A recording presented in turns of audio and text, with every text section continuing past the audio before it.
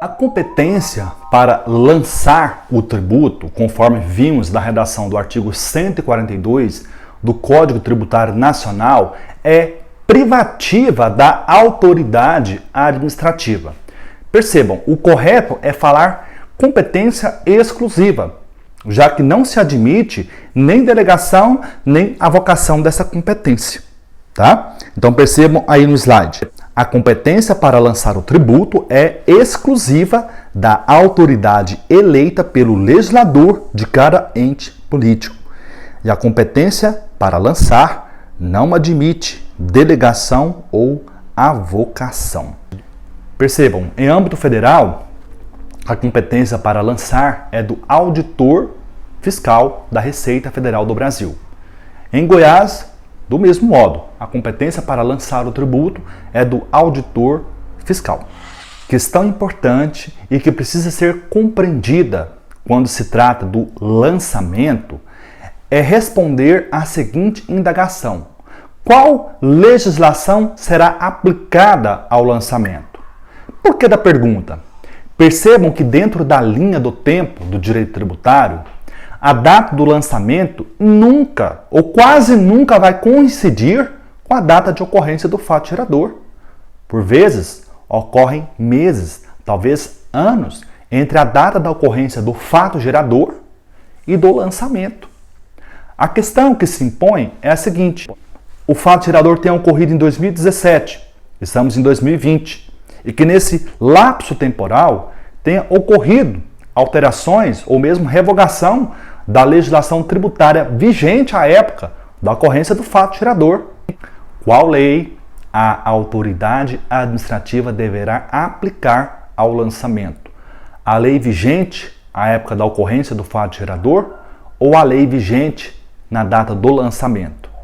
Nós precisamos enfrentar este tema, que ele é muito importante, e nós temos a solução dada pelo próprio Código Tributário Nacional. Então percebam aí no slide, artigo 144 do CTN. O lançamento reporta-se à data da ocorrência do fato gerador da obrigação e rege-se pela lei então vigente, ainda que posteriormente modificada ou revogada. Então percebam, o caput do artigo 144 é indene de dúvidas. Informa que a lei vigente, a data da ocorrência do fato gerador, tem outra atividade. Então percebam que se o fato gerador ocorreu 3, 4, 5 anos atrás, que é o tempo máximo que o fisco tem para proceder o lançamento, sob pena de decadência, estudaremos isso quando estivermos falando de hipótese de extinção do crédito tributário. Então percebam, no artigo 144 do CTN, nós temos a regra da ultratividade da legislação que rege o fato gerador. Não importa se no momento do lançamento essa lei foi revogada ou foi alterada para melhorar ou para piorar, por exemplo, a condição do contribuinte.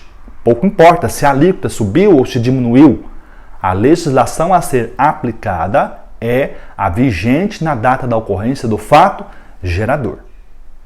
Porém, muita atenção para este detalhe. Parágrafo 1º do artigo 144. Aí diz: aplica-se ao lançamento a legislação que posteriormente à ocorrência do fato gerador da obrigação tenha instituído novos critérios de apuração ou processos de fiscalização, ampliado os poderes de investigação das autoridades administrativas ou outorgado ao crédito maiores garantias ou privilégios, exceto, neste último caso, para o efeito de atribuir responsabilidade tributária a terceiros. O que você precisa entender em relação ao artigo 144 e o parágrafo 1º? O artigo 144 faz referência ao aspecto material do lançamento. E o parágrafo 1º faz referência ao aspecto formal do lançamento. Então, tudo o que eu disse em relação à ultratividade da lei vigente à data da ocorrência do fato gerador, aplica-se somente ao aspecto material do lançamento. Veja no slide. Quanto à legislação aplicável ao lançamento, temos, quanto aos aspectos materiais, que são os relacionados ao sujeito passivo, base de cálculo e alíquota. Aplica-se a legislação vigente na data da ocorrência do fato gerador. Então, por exemplo, em 2016, ocorreu o fato gerador de determinado tributo. À época, a alíquota era de 4%. A autoridade administrativa vai promover o lançamento em 2020 e hoje a alíquota é de 6%. Qual alíquota a autoridade deverá observar? A alíquota vigente à data da ocorrência do fato gerador, de 4%. Entenderam? De novo, os slides. Quanto aos aspectos formais, que são os relacionados aos procedimentos do lançamento, tais como garantias, privilégios, critérios de apuração e fiscalização, etc., aplica-se a legislação vigente na data do lançamento. Vamos ver um exemplo de aplicação da legislação vigente à data de ocorrência do fato gerador, conforme está nos slides. Percebam, Natividade faleceu em 2014 e deixou 4 herdeiros. A alíquota na data do falecimento era de 4%. O fisco estadual goiano só tomou conhecimento do óbito em 2019, quando a alíquota fixada era de 2%. Percebam que nessa hipótese, o auditor fiscal deverá lançar o tributo considerando a alíquota de 4%. Não se admite a retroatividade da lei tributária no que se refere aos aspectos materiais do lançamento. Então percebam, aqui nós estamos diante de um aspecto material do lançamento, que diz respeito à alíquota. Pouco importa se a alíquota aumentou ou se ela diminuiu. Por exemplo, vamos imaginar que a alíquota em 2019 fosse de 6%, 8%. A autoridade fiscal deveria aplicar do mesmo modo a alíquota de 4%, que é a alíquota vigente na data do falecimento. Compreenderam? Agora, outro é o raciocínio quanto aos aspectos formais do lançamento. Vejam um exemplo. Alfa Beta Limitada auferiu rendimentos no montante de 10 milhões de reais no ano de 2000.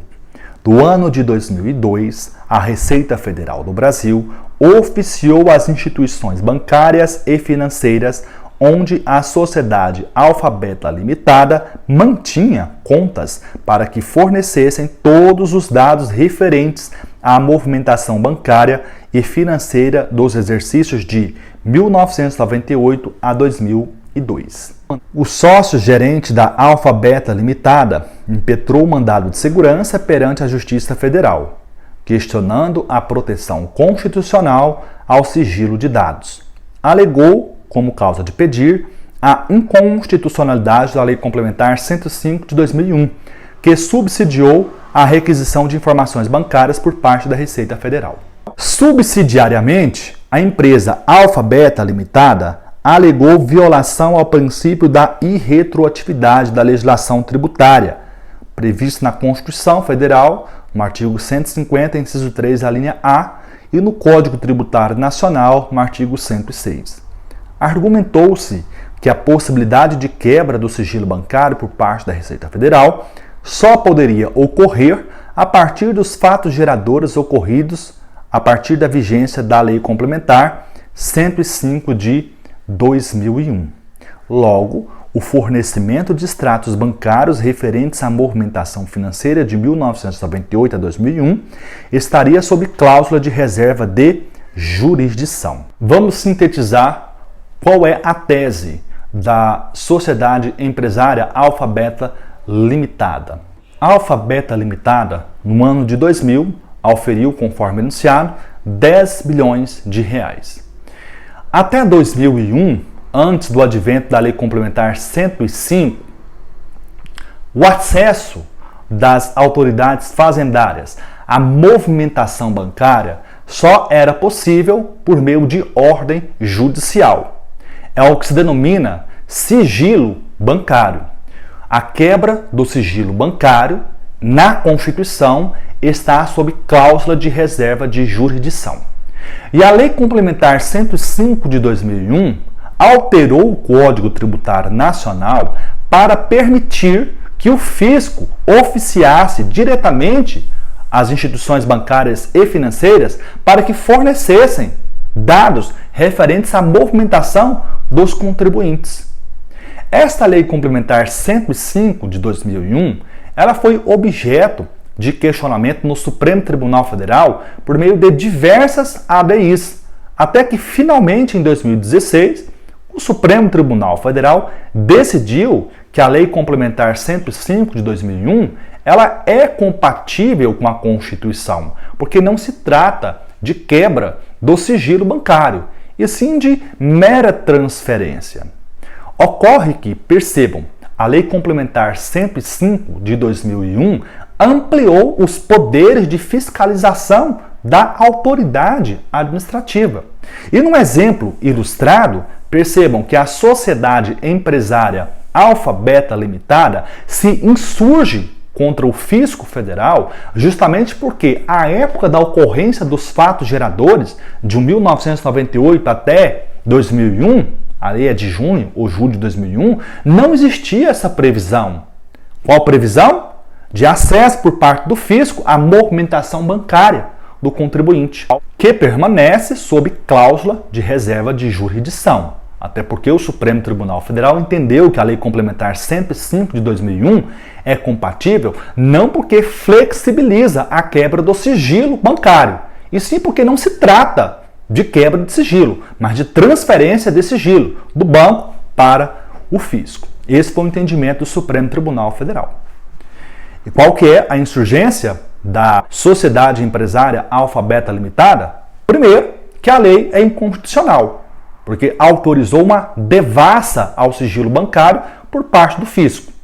Segundo, se o juiz entendesse que a lei não era inconstitucional, ela seria, no mínimo, ilegal por contrariar o princípio da irretroatividade, uma vez que não existia previsão, à época da ocorrência dos fatos geradores, 98, 99 e 2000, de que o fisco pudesse ter acesso à movimentação bancária, sem ordem judicial.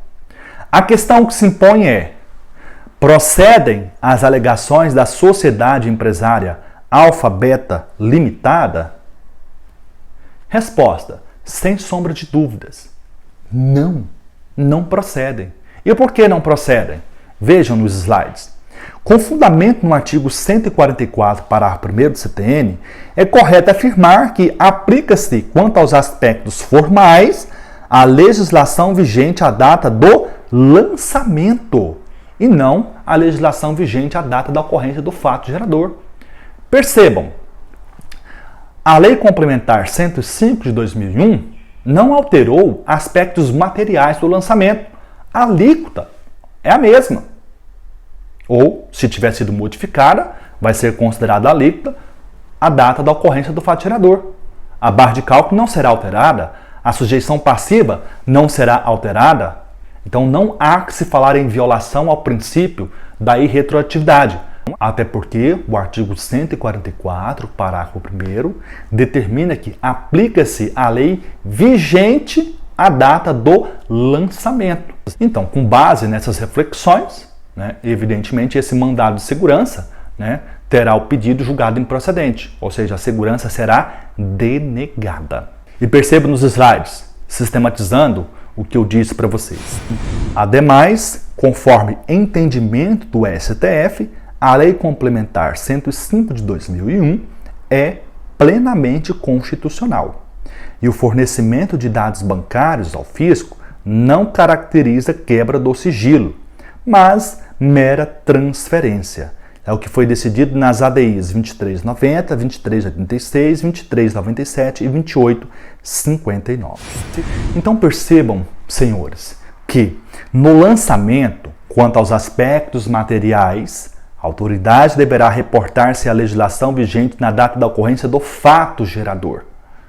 E quanto aos aspectos formais, a autoridade deverá observar a legislação vigente na data do lançamento. Muito importante que você se atenha a esses dados. Para além dessas informações, é muito importante que vocês não se esqueçam o que está previsto no artigo 106 do Código Tributário Nacional, que veremos no próximo vídeo. Até lá!